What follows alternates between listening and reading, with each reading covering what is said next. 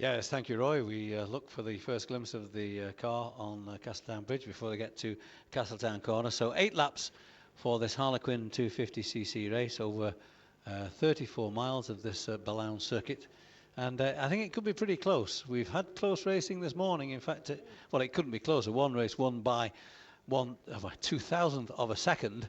And in the second 600cc event here, for much of the race, we had as many as 10 competitors within 10 seconds. It only needed, well, a slight mistake or loss of gear or anything to drop your places. I know Chris Palmer overshot very, very slightly and dropped 10 places, so close was the racing. 10 seconds separated about 10 riders for most of the race. And of course, as we know, eventually won by Guy Martin. And clearly from his interview with Chris Kinley down there in the paddock, absolutely delighted he was. So anyway, the machines of the 250s are joining us now as they come towards us with number 1, Ian Locker, weaving that machine around, ensuring the heat into those tyres. He takes his place on my left-hand side, that is the right-hand side of the road, on the front row of the grid. In pole position, of course, is number 5, Chris Palmer. Nigel Beattie's there now. As we've mentioned previously, a few adjustments here quickly for Ian Locker. That's a bit of a panic here as he down at the front of the machine, but all seems to be well, I think. No. We could be talking drama indeed. No, he's pushing it forward again to his position, so hopefully he's going to get that going. 44, just looking back there, I can certainly see Barry Davidson. 42 also taking his place, Jarno Holland. But very shortly we'll be off. The red flag currently being shown, and then it's engage gear, watch the lights, and suddenly we'll be off. But away! Pawing the air there from number 75, Neil Chadwick. But once again, a clean start, and tremendous number of crowds here lining Castletown bypass. And a great view it is. Well, that one came through from the back, and where that one came from, I know not. But that was certainly pretty quick. I was watching the machines go away from us here down the bypass, and suddenly, woof, through here came quite a speed merchant. Anyway, we'll bring you the news as it happens. So, Chris Palmer, pole position. Nigel Beattie alongside him, and Ian Locker. We'll be adjusting our times for the handovers to the commentary positions here, given that almost every race we have is different. Let me just explain the position with regard to race and lap records. There are, of course, two 250cc races. There's the 250 Junior, which we had the other evening, and there's this 250cc, which is simply a 250cc race. So there are two different lap and race records. As it happens, Ian Locker holds both of them, but this particular one dates back to 2002, whereas the previous one had a lap at 2002 and a race at 2005. It's all very confusing, but it'll all settle down, and we'll give you all the information as we can. So, is it going to be Locker, is it going to be Palmer, or is it going to be one of the others who are seriously making a challenge? Darran Lindsay, let's go to cross four ways. Yes, we can't hear them as yet. Certainly they will. I think the wind direction is very funny because, again, when we take the earphones off, we can't hear the start, which is unusual. But I can tell you there's 250s and it's Chris Palmer from Ian Locker, but it's as close as that. And Nigel Beattie is right there as well. There's William Dunlop, number 26. Michael Dunlop, 26, yes, 32 through as well in 6th place, but certainly really tight at the front. The three of them arrived absolutely spot on, and 55, it must have been a poor start there for 55, Darran Lindsay, because he's well down, in fact in 10th place. So it's number 5, Chris Palmer from number 1, Ian Locker, with Nigel Beattie 3rd. It's then number 26, William Dunlop, followed by number 42, Jarno Holland, steering damper working, and then number 32, Michael Dunlop. The marshals are here, the 250s are heading towards you. Morris. Yes, thank you, Roy. So, well, the first judge is Chris Palmer from Ian Locker. Be interesting to see if that is maintained. The machines are, of course, over the bridge and coming towards us now down the straight. And the race leader is Palmer from Locker, from Beattie. It's as quick as that, it's as close as that. 26, 42, 32 and 44. So we've got William Dunlop in 3rd place, Jarno Holland, Michael Dunlop and Barry Davidson. They're the first 6. 36.55. There's Darran Lindsay, and as Roy said, dropped a lot of time there, most unexpectedly. So Darran Lindsay way down the field there. Barry Davidson, Eddie Jersenbeck, Jamie O'Brien, El Forrest, Neil Chadwick, and Darran Lindsay down in, well, about 15th place we have him here. So that'll be quite interesting. But the opening lap for Chris Palmer, 2 minutes 37.251, an advantage over Ian Locker of 0.195 of a second, so less than 0.2 of a second is Chris Palmer's advantage on completion of that first lap.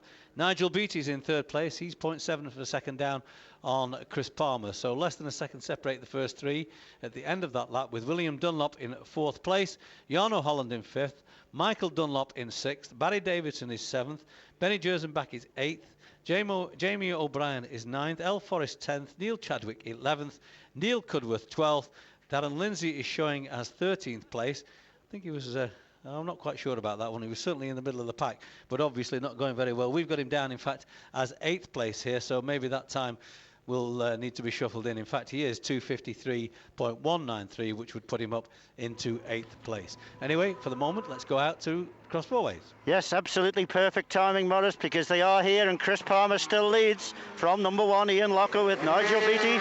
They've just dropped him a little bit. 26 there, William Dunlop, and number 42, 32, Michael Dunlop. We just missed one going through, but it looks as though it was 5, 1, 22, 26, 42. 42, Jarno Holland lying in 5th place, with then number 32 in 6th, 32, Michael Dunlop in 6th, and number 44 in 7th place, 44 on our list, Barry Davidson. Number 56, well, he's dropped well, Jamie O'Brien.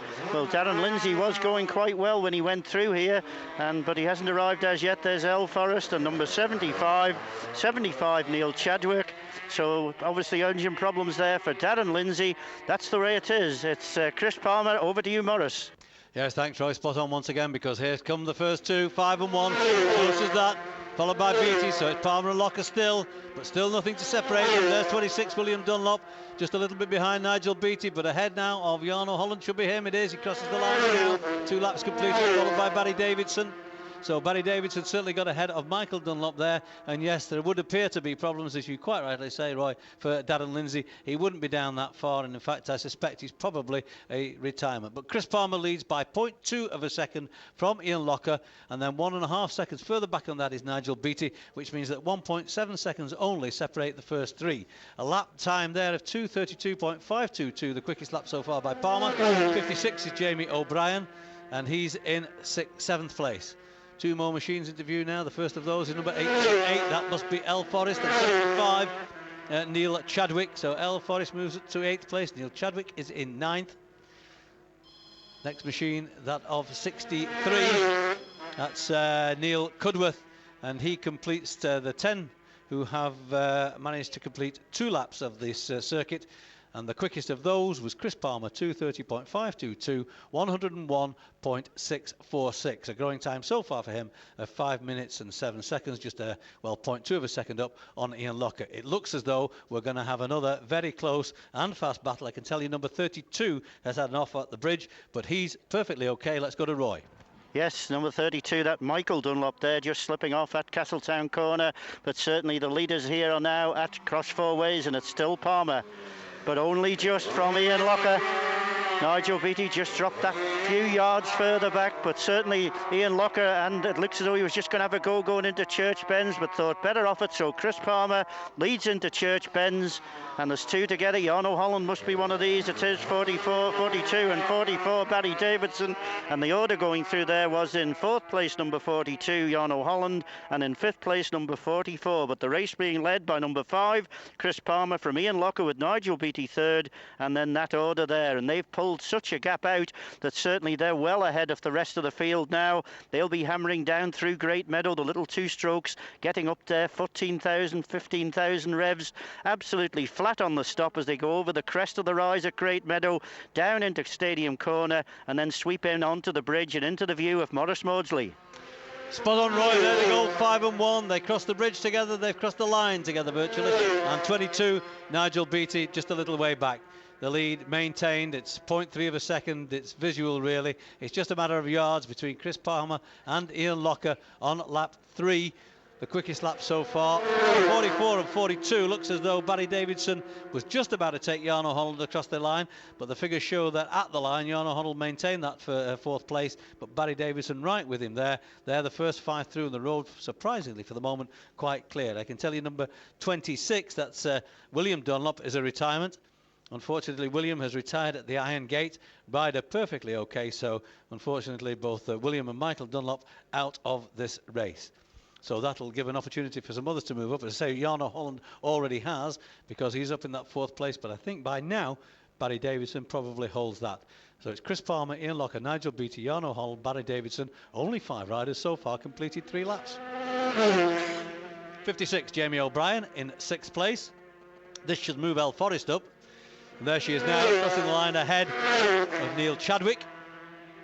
So 8, maybe we've only got about 9 competitors on left in this particular event, looking for the 9th one, and this could be that. It should be Neil Cudworth, number 63. It is. He crosses the line now, and that should complete our field. Let's go out across 4 ways. Yes, the little 250's giving us great excitement again as they buzz down towards us. We just tried to see, it looks as though it's still Chris Palmer who's holding. No, Ian Locker tries the inside, but just has to back off. But he's certainly not giving up and just tailing him again as they go off towards Church Bends. There's Nigel Beattie, just dropped those few extra yards again, but very, very safe in 3rd place. Just misses a gear there on the 250 as they go away, and certainly away towards Church Bends, and the top 3 through. The 2 together though, 44, Jarno Holland and Barry Davidson. It's number 44, Barry Davidson, who's got it across 4 ways on lap 4. But again, tailing him, getting the best of the slipstream as they head away over there. So that's the top 5. Chris Palmer, Ian Locker, Nigel Beattie, 44 in Barry Davidson in 4th place. And in 5th place, number 42, Jarno Holland. As you say, quite rightly say, there's nobody else about now, but they shouldn't be too far away from you now. Morris. Yes, thanks, Roy. Spot on once again. And of course, it's Palmer from, well, it's still the same, really. I think it was 0.33, now it's 0.32, but they're pulling out a bit over this man, Nigel Beattie. He was 4 seconds behind. He's now 7 seconds behind in that 3rd place. So the battle's up front. Chris Palmer and Ian Locker. Chris Palmer, of course, bidding for a double, having won on Tuesday evening, as of course did Locker. But of course, Chris Palmer did win on the 250. 42 and 44. Jarno Holland still maintaining an advantage over Barry Davidson. Bit surprised about that. I thought Barry probably had the edge of him when they crossed the line at the completion of the previous lap. And of course, Chris Palmer bidding to go one better than he did last year when Ian Locker got the measure of him by about 10 seconds. Well, can he reverse those positions? He's certainly doing so at the moment. He's holding Ian Locker at bay, but it certainly is very, very tight. With 4 laps completed, but the fastest lap was lap 3 for both of those competitors. Palmer 2:30.01, Ian Locker 2:30.06, both of them just shy of 102 mile an hour, 101.993 for Palmer. We await the arrival of Jamie O'Brien, Elle Forrest, Neil Chadwick, Neil Cudworth. Those could be all of them that we get. Jamie O'Brien certainly we should get on air probably, and I can see certainly one machine crossing the bridge here coming towards Castletown Corner and down the straight. That should be Jamie O'Brien. We look for number 56. That's the number we're looking for, and certainly it is. He crosses the line now. Just behind him should be Elle Forrest and Neil Chadwick, and they cross the line now. It's probably time to go to cross 4 ways. Yes, again, Morris, you're absolutely spot on, because we can hear them approaching, and no sign of Ian Locker. It's Chris Palmer well out on his own by himself. No sign of Ian Locker. Into 2nd place now will come then Nigel Beattie, and here he is, number 22, Nigel Beattie. Distinctive green plates you always associate with the 250s going back to the old days with Phil Reed. Ian Locker is out, apparently engine machine trouble. Ian Locker stopped somewhere between the start and cross 4 ways. Ballawhetstone, Ian Locker out with engine trouble. So these boys will be battling for 3rd now. And that's Jarno Holland and Barry Davidson. And the orders they went through here was 44 holding on to 3rd. Number 44 being Barry Davidson, with Jarno Holland though right up his exhaust pipes, number 42. So that's the top 4 through. So with the news that Ian Locker is out at Ballawhetstone, over to you, Morris. Yes, thanks, Roy. Here's now the race leader, and of course on his own, Chris Palmer, and he'll have the signals that will tell him that. So he can certainly relax a little now, because the second place man is here now, and it's of course Gary Beattie and Nigel Beattie. Why do we always do that? So yes, Nigel Beattie, he's through, but he's a full 10 seconds down on Chris Palmer. And news was that Ian Locker was out at Bala Whetstone. Obviously some mechanical problem there, rider. Perfectly okay, but that promotes Nigel Beattie to second place. And now this battle for third. And Barry Davidson does have the edge this time over Jarno Holland, and has, for the moment at least, snatched that third place. So 5 laps completed, but that was in fact Chris Palmer's fastest lap, 2:29.773, 1:02.155, and he's only well, less than a couple of seconds outside Ian Locker's lap record set back in 2002. So only 4 competitors so far have completed the 5 laps. As I say, Chris Palmer's quickest lap was on that 5th lap, 2:29.773, 1:02.155, and obviously a very comfortable position with him, with that 10-second advantage that he now enjoys over Nigel Beattie, which is a little different to the 0.3 advantage that he held over Ian Locker. So disappointment for Ian Locker, but he'll be back this afternoon, make no mistake about that, and he'll be trying once again to improve his tally of wins as he chases Joey Dunlop's record of 31. And of course, for the moment, I think Chris Palmer may well be with Roy very shortly. Roy. And no doubt getting aboard to tell him that Locker's out, and he's got a substantial lead, but it doesn't seem to affect him at all. They kind of cruise into here, the 2 strokes on the overrun, crank it over, tremendous grip, and then wind it on as they go through the box on the way to Church Bends. And there's 22, Nigel Beattie. So he won't be able to see anybody, I wouldn't have thought, from the stretch here, from the start and finish. He might have just caught a glimpse of the leader going through Iron Gate as he was coming through Ballachagan, but certainly a tremendous lead there for number 5, Chris Palmer. And 44 still has it off the battle for third, Barry Davidson. Over 42, Jarno Holland, but they're having their own private race. And again, just looking to see whether there's any way he can nip past onto Church Bends, but it's not there. Barry Davidson holds the lead into Church Bends. So Chris Palmer well on his way, number 5. He shouldn't be too far away from you, Morris. Yes, thanks, Roy. And in fact, he's here now with excellent timing once again. He's back on the line. 6 laps completed, so 6 out of 8 for Chris Palmer. With, well, his advantage now quite considerable, almost the length of the straight, because here's Nigel Beattie now crossing the line. 12 seconds now, so he's pushed it up yet again, but his quickest lap was still lap 5. And as you rightly say, Roy, I'm sure he's getting plenty of information to tell him that his great rival, certainly in this race, Ian Locker, is unfortunately out. And, well, Chris Palmer bidding for yet another victory on this circuit. 44, 42. That's a good battle, that, for that third place between Barry Davidson and Jarno Holland. Barry Davidson just holding the advantage by half a second as they cross the line here. They're both averaging around about the 99 mile an hour mark. Their quickest lap, in fact, I should say, was 99 by Barry Davidson, 98.9 for Jarno Holland, but the quickest lap of the race so far set up by Chris Palmer, whilst having that tremendous duel with Ian Locker. That duel have gone, but no doubt Chris Palmer will be looking, as I say, for yet a further victory here to add to his other this week, for a double for him, and of course he will, as long as he continues to progress at the pace he is doing, reverse the positions from last year. But unfortunately we have lost 1 or 2 of the more notable competitors in this race, which has left us with, in fact, only 4 competitors so far having completed lap 6, and probably only another 4 on the circuit. There's only about 8 out there, Jamie O'Brien and El Forrest being a couple of those, but it must be time to get the leader at Cross Fourways. Yes, El Forrest and Neil Chadwick having a good battle, but here's the leader, lap number 7, Cross Fourways.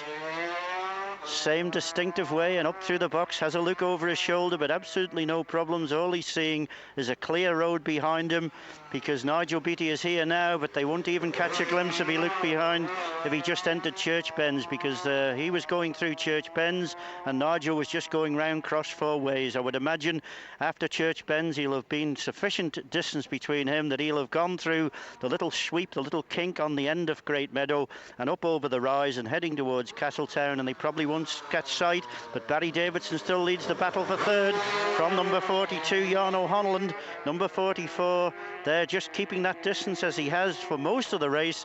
That distance is not much, about a machine's length here across Fourways, but the leader should be with you, Morris. Yes, he is. He's just about to overtake, I think, Neil Cudworth.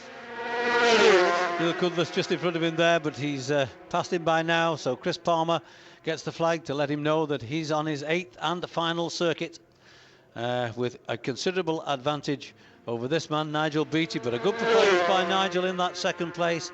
And he's, just 13.7 seconds down on Chris Palmer, but very secure in that second place.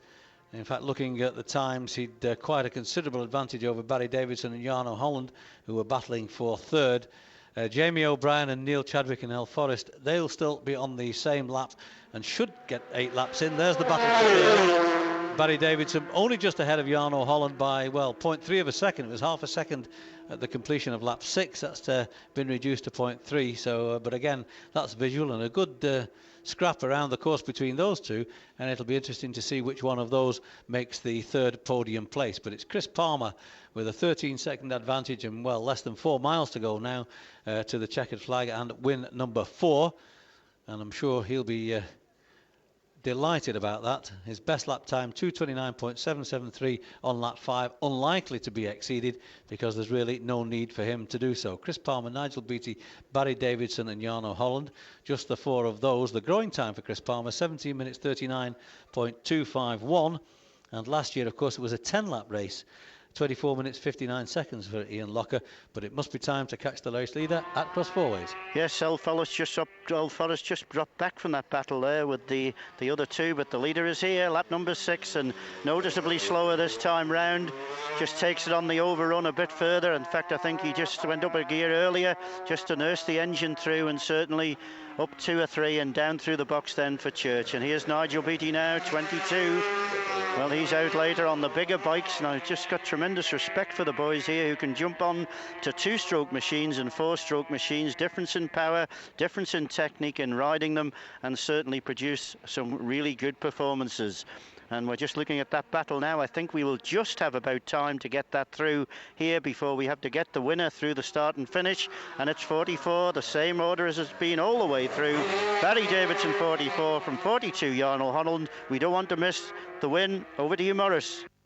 Yes, thanks, Roy. El Forest has just gone through here to start her 8th and final circuit behind Neil Chadwick and Jamie O'Brien. But the race winner to take the checkered flag is Chris Palmer. A total time of 20 minutes 12.269 seconds and a comfortable victory indeed. We await for the Nigel Beattie to take that second place, and a pretty comfortable place for him as well. Nigel Beattie takes the checkered flag now. He's ahead of Neil Cudworth, of course, who completes 7 laps. Nigel Beattie naturally completing 8, and the victory margin in the end for Chris Palmer was a comfortable 15.471 seconds. Race time of 20 minutes 12.269 for Chris Palmer. For Nigel Beattie, 20:27 now. Who's going to take this third place? Whoa! It's Jarno Holland on the nod there, really. Just pipped Barry Davidson for third place. So the first 3, Chris Palmer, Nigel Beattie, Jarno Holland. Jarno Holland eventually taking that place from Barry Davidson by 0.1 of a second. 0.15 in fact. So Chris Palmer, Nigel Beattie, Jarno Holland, they're the first 3 in this Harlequin 250cc race. Another victory for local man Chris Palmer, well deserved, and I'm sure he'd be absolutely delighted about that, and he should be by now with Chris Kinley in a paddock. Yeah, Chris Palmer here, win number 4. Chris challenged him, Locker, disappeared. Unfortunately, Darran Lindsay didn't even make the start. He had a few problems, so went in, went out pretty easy, eh? Yeah, it sort of left me in no man's land, to be honest. It was really hard to concentrate because, obviously you want to win at the slowest speed if you can.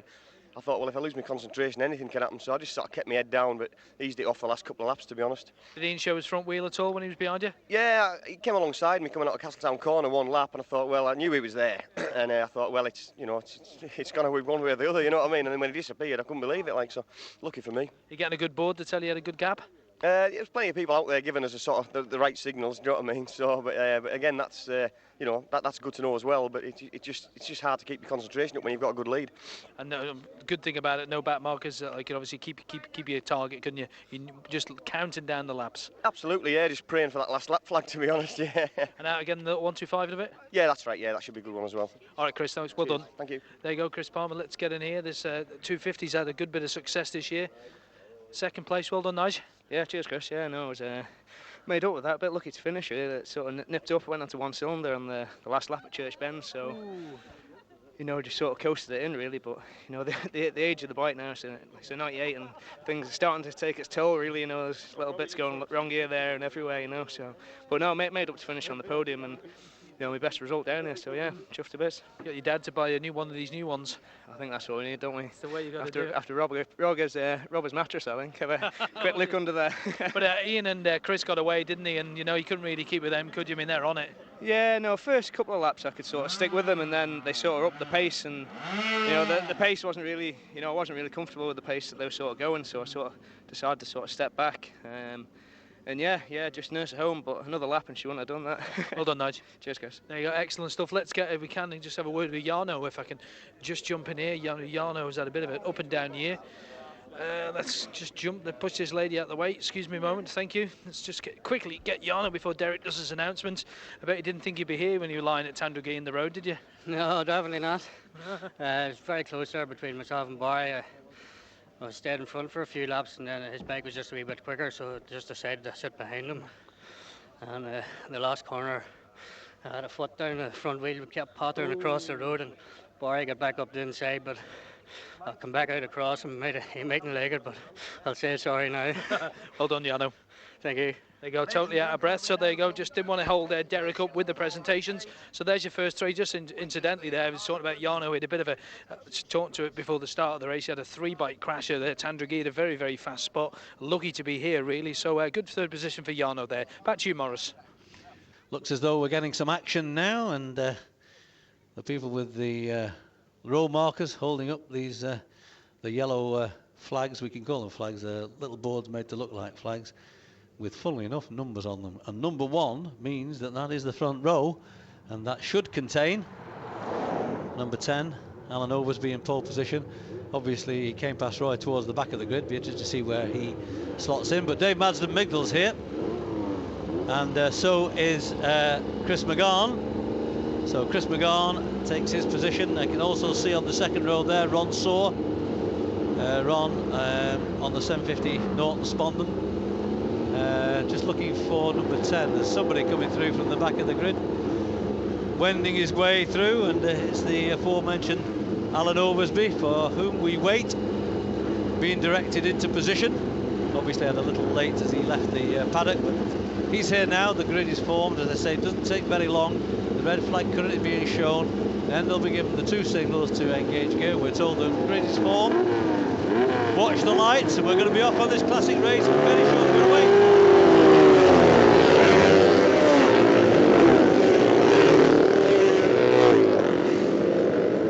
There they go.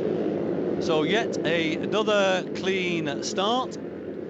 Just one at the back, actually, with a bit of a problem being pushed. I think it's Joey Christian. Number 21 it is. It fires now, and he gets away at least. So I'm delighted about that, but a little bit of ground to make up there from Joey Christian. You'd expect him to say that he's from somewhere on the Isle of Man, but actually living in Luton. But yeah, the whole field safely away.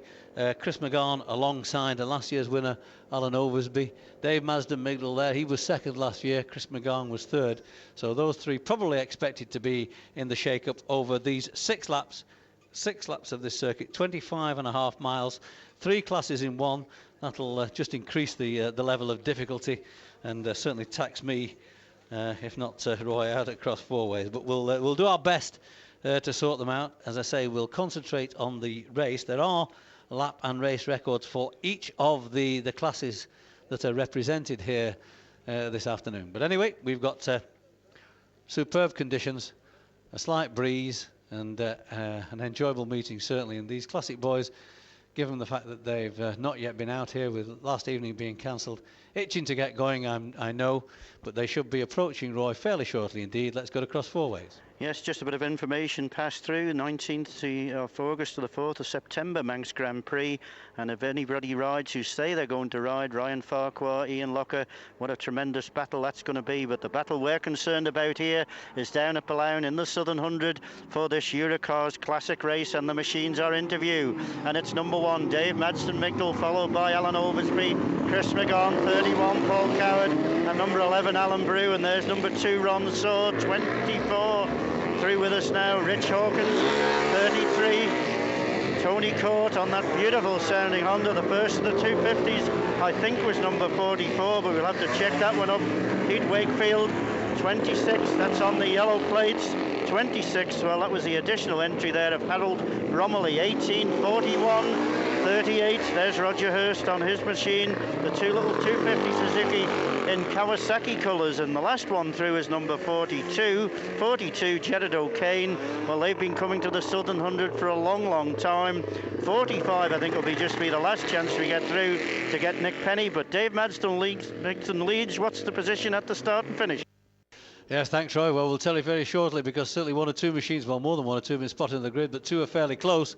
So will it be Dave Madston Migdal? It's number 1 from 10, 9, 31 and 11, so it's Chris McGahn. No, 1 from 10, I had it. So I had Dave Madston Migdal from Alan Over. There's 2, 24, 33 and 32. 5, 44. Numbers only at the moment, 19 and 40. Steve Gibbs, number 40, safely through. 16, 35 and 22. Noon. So with most of the field through here already, there looks like one retirement here, signalled to be number 18, has indicated his intention just off at the pits, as has number 38. So Roger Hurst looks as though he's going to be retirement. Ron Brown, number 18, also indicated his intention to pull in at the paddock. One lone run, number 42, Jared O'Kane, that's on the 250. But Dave Madston Migdal, number 1, certainly led from here. 45 also through is an additional entry, Nick Penny. Number 21, I can tell you, Duran Christian, the man who started at the very back of the field, slid off, I believe, at cross four ways, probably in front of Roy, but I believe rider perfectly okay. So it's number 1 who leads.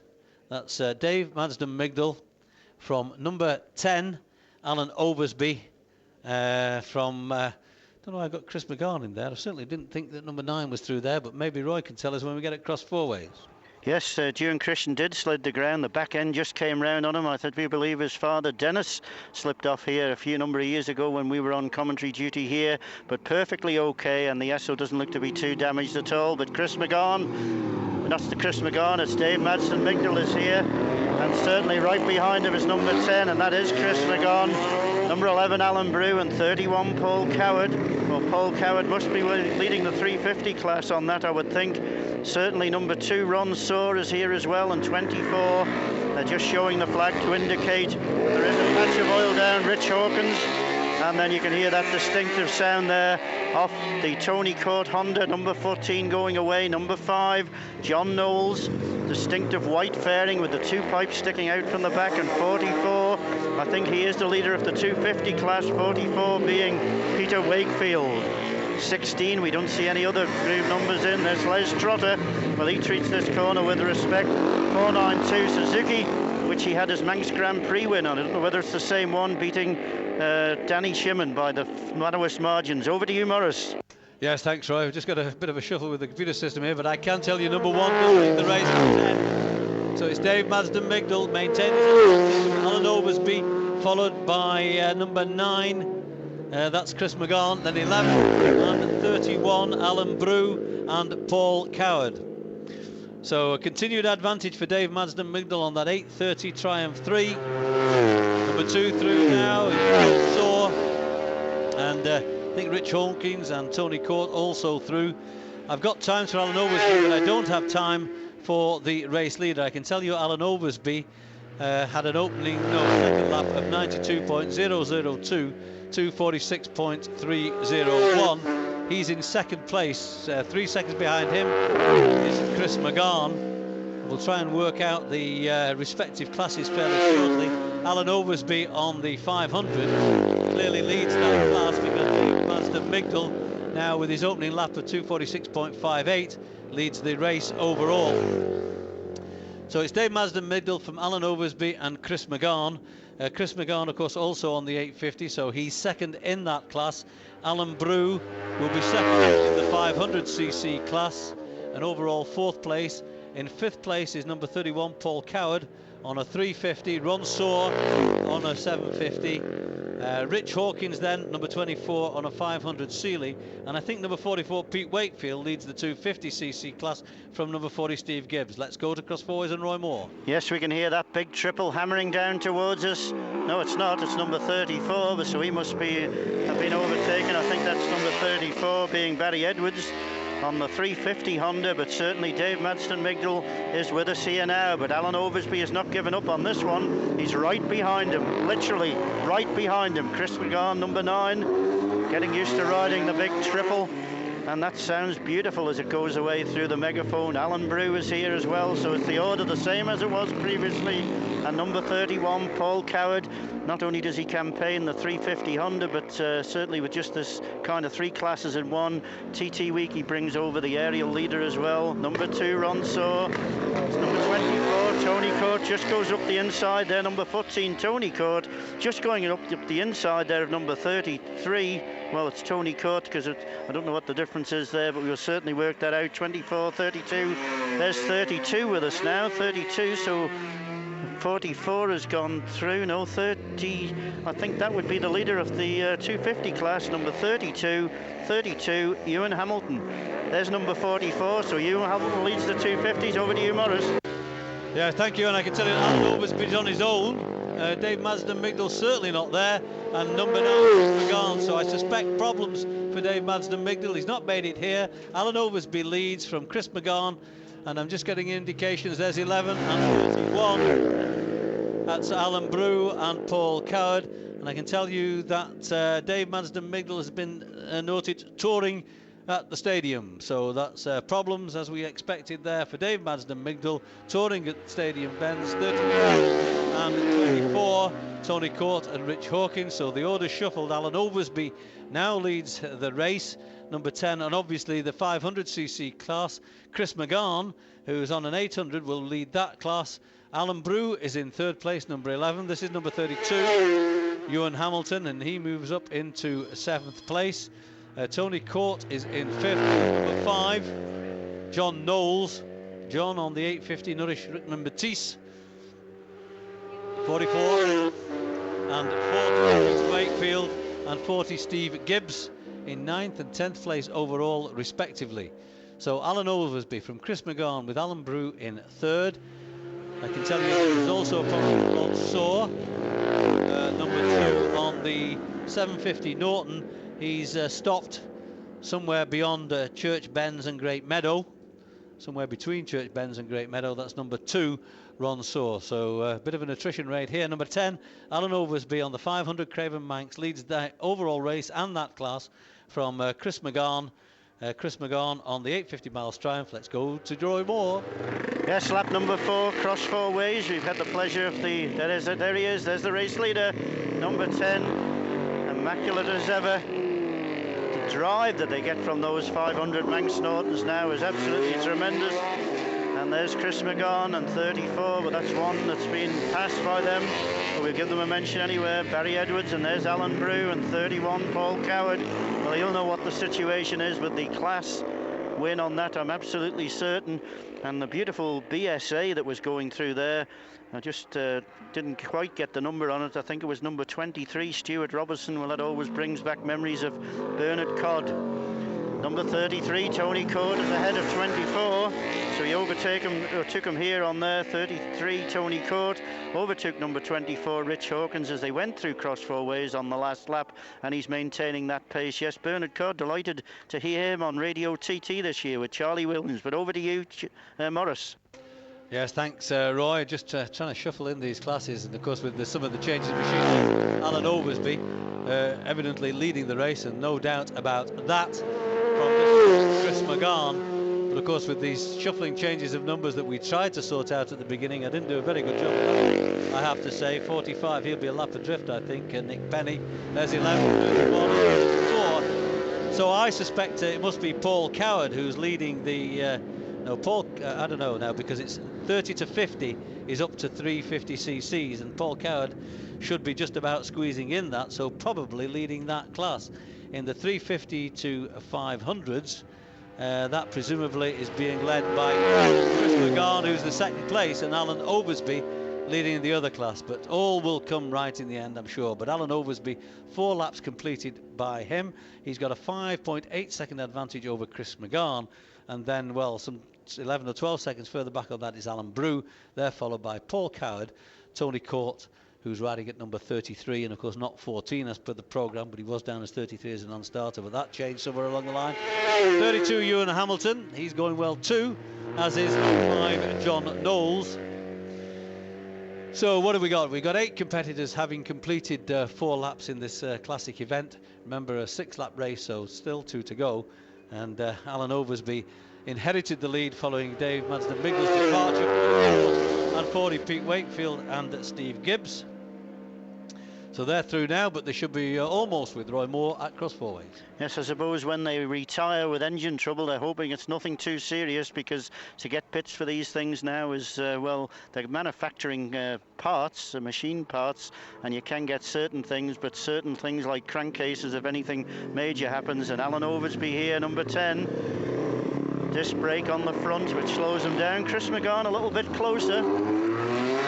Tucked in behind the fairing as he goes away, but certainly he won't be chasing me, I wouldn't have thought. He'll know he'll have that class win, providing the Triumph keeps going. And 31 has got ahead of Alan Brew now. 31, Paul Coward. Number 11, Alan Brew, safely through, so they're down to what would be 4th and 5th places. And 42, yes, we're assuming, but that doesn't sound too good as it goes away, I must admit. He's having trouble getting it chimed up as number 42, and I wouldn't have thought he would be holding on to that position. That could be a bit of a lap there, because these two here are now Tony Court and number 24. 24 being Rich Hawkins are through as well. So it looks as though there could be trouble for the little 250 of number 42, but the leaders should be with you, Morris. Yes, thank you, Roy, from our sauna here in the Castell bypass. Whew.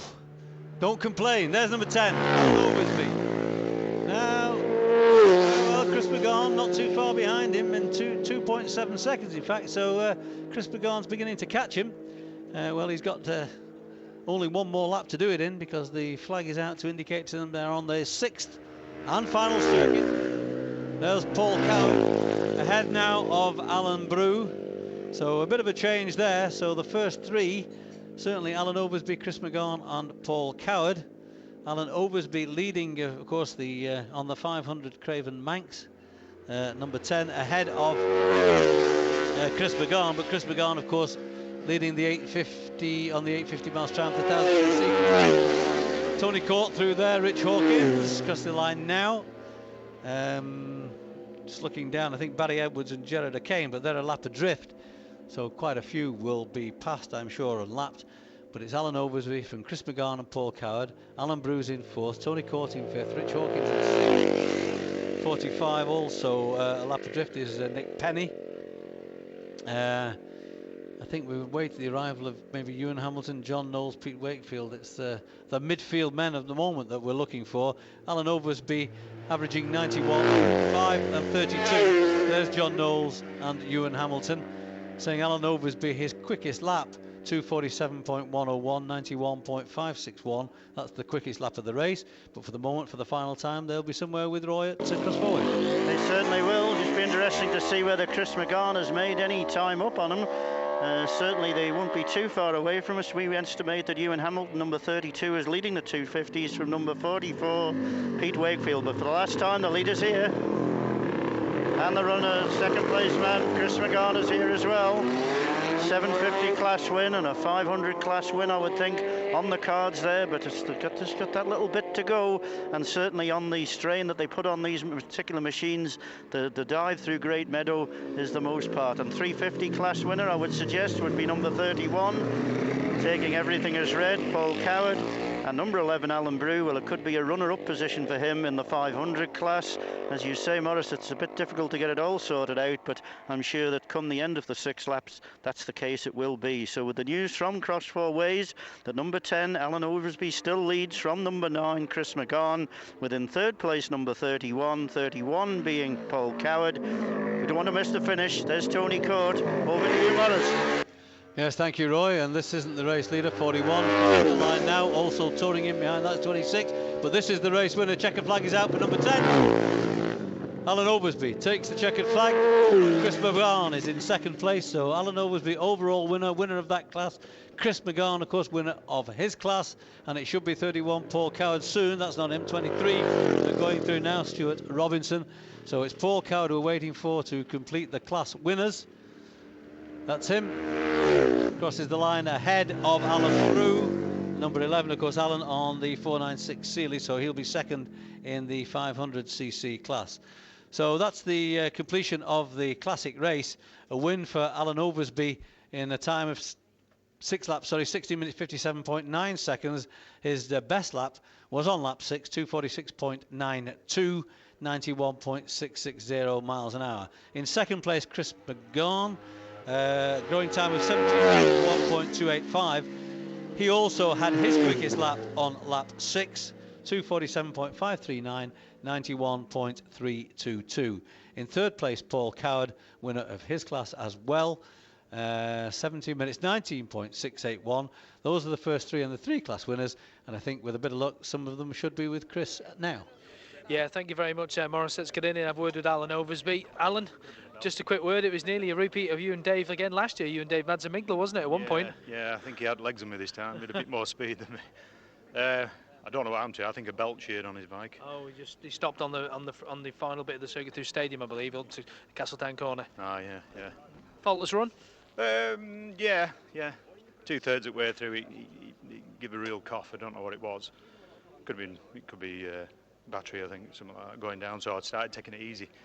Then I kept looking around, and Chris McGann was catching. I thought, well, I don't press it any harder, so it might not work, you know. So Well, you're the class win anyway. You're well clear in your class. Oh yeah, no, but it's still a nice race. to win on the road. Well, that's it. Yeah, it's still a race. Good conditions out there for you. Oh, it's superb. Yeah, brilliant. Absolutely superb. And looking forward to the next Grand Prix now. Oh, yeah. Going for it this year. That's it. Carefully. Well done, Am. Cheers. Yeah, right. Cheers. Thank you very much. Well done. Cheers. Let's get in and have a word with this man. He's been out and about with this, well, not this bike, but the Hales bike. First and second again, yeah. The old man Migdal went out. Yeah, he had a problem with the bike, just it slowed up, and then it was just cruise around, really, keep it together. This is Norman Miles, who owns this. Is the chap who used to build the Rob North replicas, and he's made like 500 of them. And this is known as the Old Girl. This is the one that Glenn English rode. Yeah, I've seen Glenn's name. Yeah, Glenn rode it and got that record and everything here a few years ago. And he's rode it in Belgium about 5 years ago. That's the last time we rode it, really. We got it. Well, Norman's retired now, so we just got it out of retirement. Excellent. And he's done the business again. Yeah. Good old girl. They're going to scare yourself silly on the R1 later as well. Yeah. Still can't the grips of that, can you? Well, it's funny because when we look at the lap charts for the class, we start from the top and start looking down. When we run the R1, we start at the bottom and then look up from there. Well done, Chris. Thanks very much indeed. There you go, Chris McGann. Let's have a word with Tony Court, winner of his particular class. That's a good run. It wasn't bad. It took a bit to get going as usual, and I had to get past a few of the bikes that were in the way, but some quick bikes out there, so I don't know, I'm happy enough. I thought it was second. Well, you're first in your class. What about Paul Coward? I think he might have been behind you. Well, they've dragged you near anyway, so. Oh well. First in your class, just take it. Just take it. Fair enough. It gives you a bit of time for the 125s as well, doesn't it? Gives you a bit of track time. Yeah. Because to be honest, I've not had much time on the 350, so has a good shakedown for the mounts really. So I'm happy with that. Cheers. Well done, Tom. Thanks very much. There you go. There's Tony Court, Chris McGann, and Alan Oversby, the first in each particular class. Back to you, Morris.